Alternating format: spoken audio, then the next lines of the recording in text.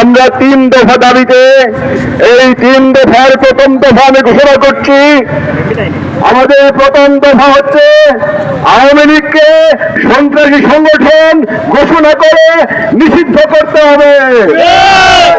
আমাদের দফা 2 হচ্ছে আন্তর্জাতিক অপরাধ ট্রাইব্যুনালে আইনে আওয়ামী লীগের দলগত বিচারের বিধান যুক্ত করতে হবে। আমাদের 3য় দফা হচ্ছে জুলাইয়ের ঘোষণাপত্র জারি করতে হবে। সংগ্রামী উপস্থিতি, এই 3 দফা দাবিতে চলমান কর্মসূচিতে দলে দলে যোগদান করার উদাত্ত আহ্বান জানাচ্ছি।